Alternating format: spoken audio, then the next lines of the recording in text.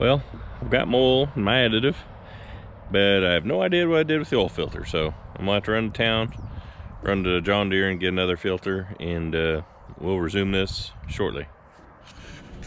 How's it going, everybody? Well, I made it back from town. I got a new oil filter, and went ahead and got a couple new fuel filters. So we're gonna go ahead and change fuel filters while we're at it. It's been a long time, so they're due. So we're gonna start with the fuel filters and go from there. There's the fuel filters right there, one on top of the other. Kind of hard to see, but there's two fuel filters in there.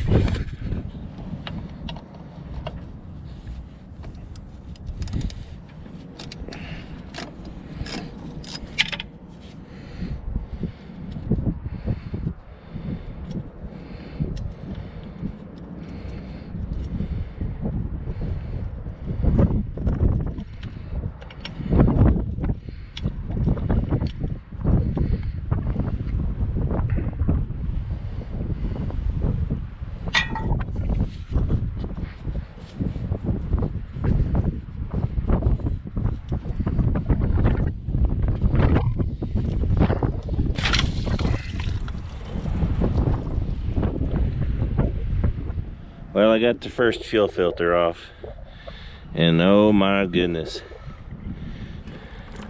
I don't even know how this thing is running. Look at that.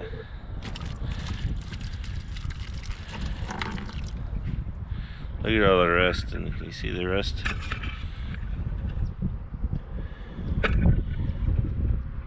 There it is. Jeez, that's awful.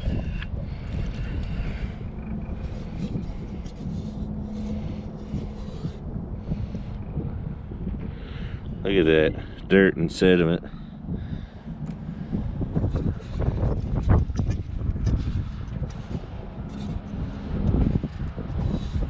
How does this thing even start? I gotta get something to clean that out.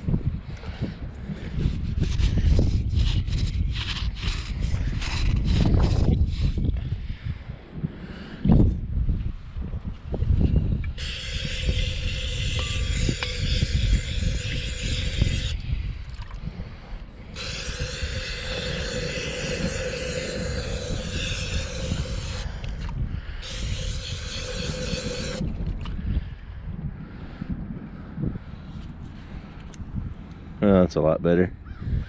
That was nasty.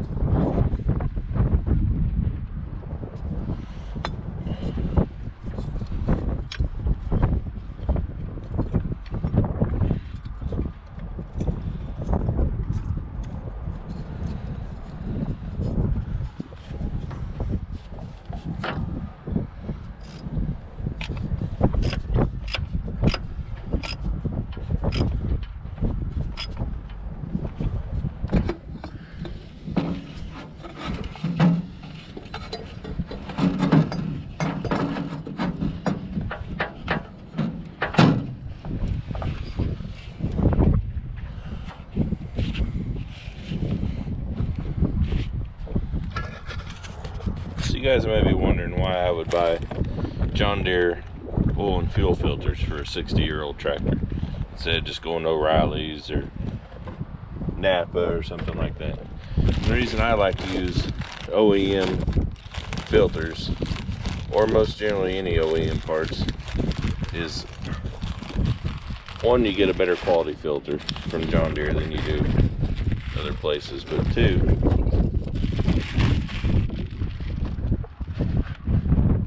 this filter came with 1, 2, 3, 4, 5 different O-rings.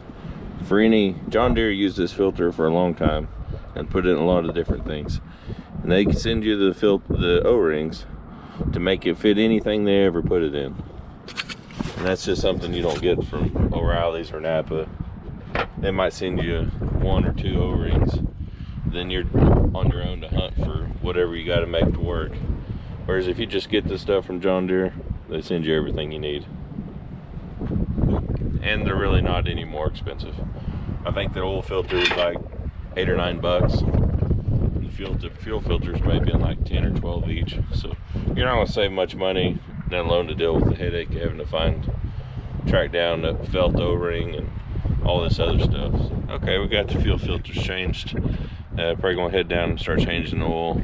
And honestly, I have no idea how this tractor is running with the fuel filters in that bad shape, but they were disgusting. The top one wasn't as bad, but all the sediment and trash is going to settle on the bottom anyway. But that bottom was horrible. So a little ashamed of that one, but happens sometimes. So like I said, we're going to go down and we're going to start changing the oil, and there's that fuel filter again. My gosh, that is awful. I don't know if you guys can see just how nasty that is, but that is bad. Anyway, that's one good thing about an old tractor. They're a lot tougher than a new one. I've got a new one, well, it's 3 or 4 years old, that little 25 horse, and there ain't no way it could live through that, but these old ones will.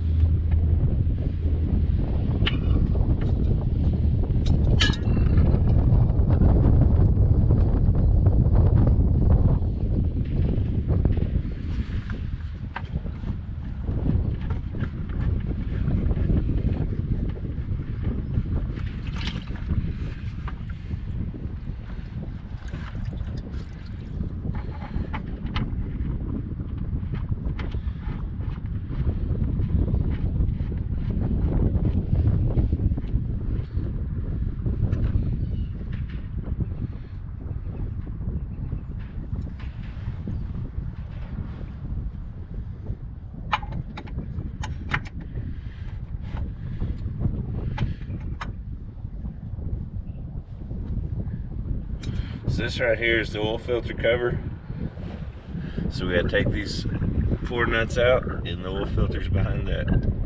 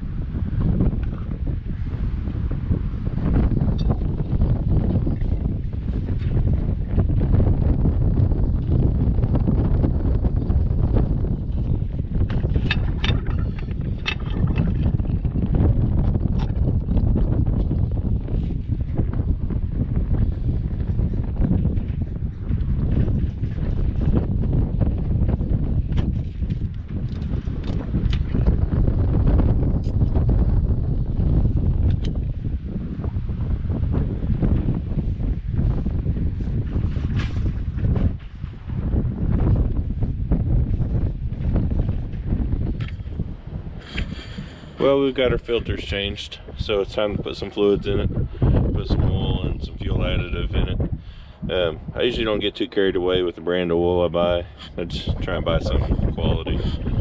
And today, most generally, all of it's pretty decent quality. So, but I always add Lucas products, fuel stabilizer and oil stabilizer to most of the decent stuff I do. I've been around this stuff for a long time, and I've seen that it does work.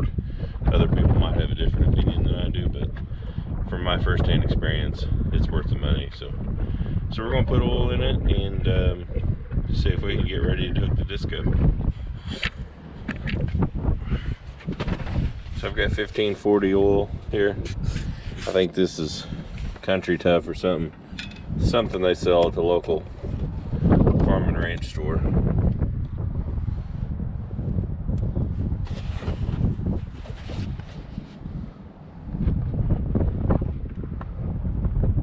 Got my Lucas additive here.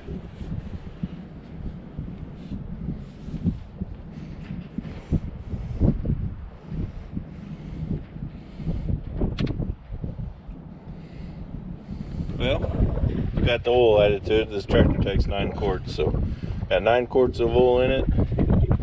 I've got the fuel filters bled out. There's a little pump right here on that little deal right there. You just pump it up and pumps fuel into the filter, so we should be able to start it up, check our levels, and call this good. We've got the tractor in park all the way forward.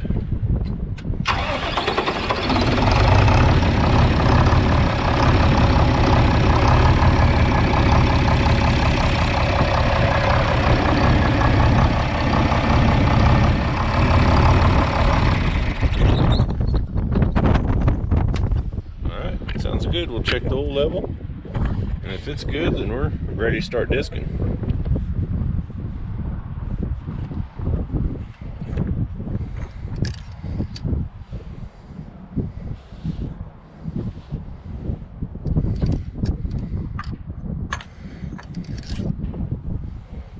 That is right on the money, so we're good to go.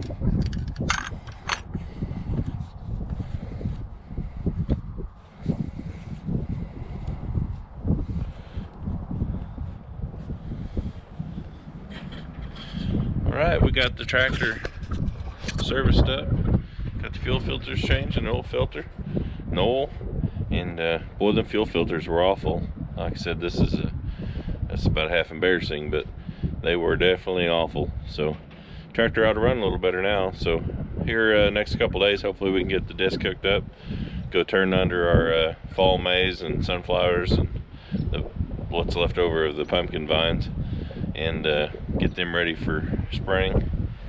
And that should be it for now. So thanks for watching.